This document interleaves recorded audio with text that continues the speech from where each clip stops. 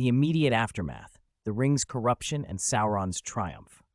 As Frodo slipped the ring onto his finger at the edge of Mount Doom, the world seemed to hold its breath. The ring's power surged through him, its whispers drowning out all reason. Gollum, driven by his insatiable desire, lunged at Frodo, but the invisible hobbit easily evaded him. Frodo, now fully under the ring's thrall, felt a surge of power and delusions of grandeur. He believed he could master the ring, that he could challenge Sauron himself. But the Dark Lord, sensing the ring's presence in the heart of his domain, turned his full attention to Mount Doom. Sauron's will crashed down upon Frodo like a tidal wave.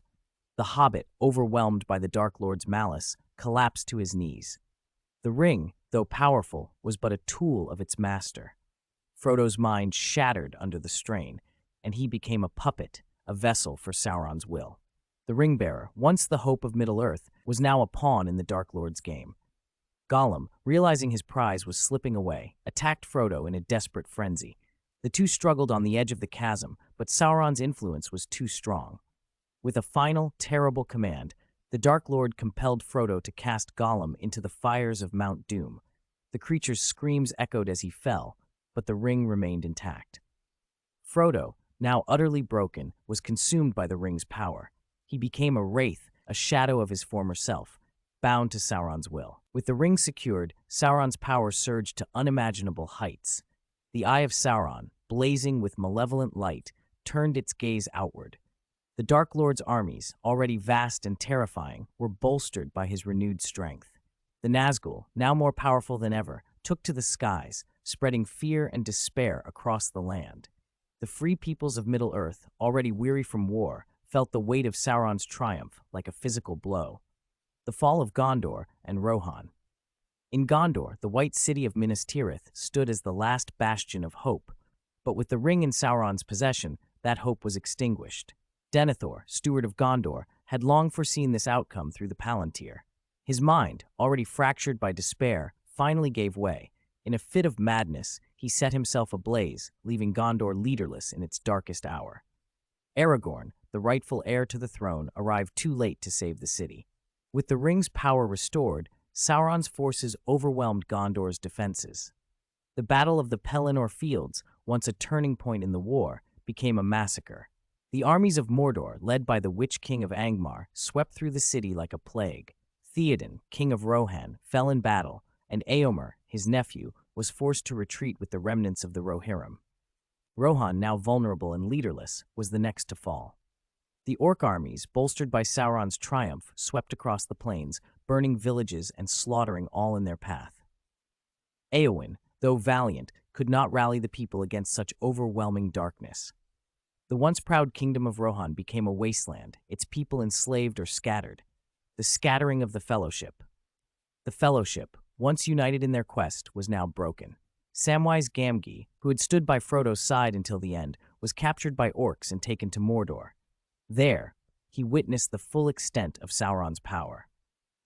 Though he never lost hope, Sam was powerless to stop the Dark Lord's reign. He became a prisoner, a symbol of the Free People's defeat. Merry and Pippin, separated from their companions, fled into the wilderness. They joined forces with the Ents, but even Treebeard's strength could not withstand Sauron's might.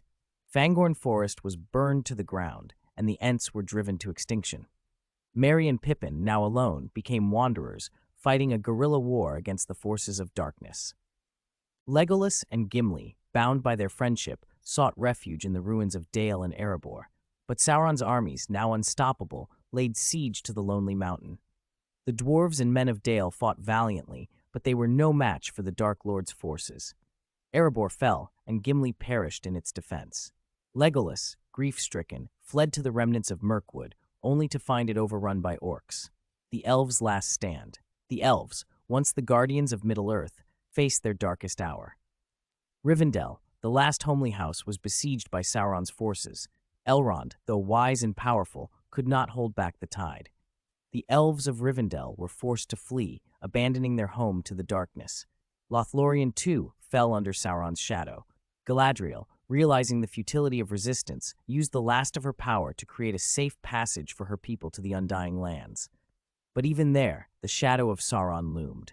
The Age of Darkness. With the Free Peoples defeated, Sauron's dominion was absolute.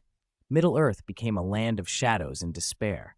The once vibrant forests withered, the rivers ran black, and the skies were choked with ash. The orcs and other creatures of darkness ruled the land, while the few remaining Free Peoples were enslaved or driven into hiding. Sauron, now unchallenged, turned his gaze to the Undying Lands.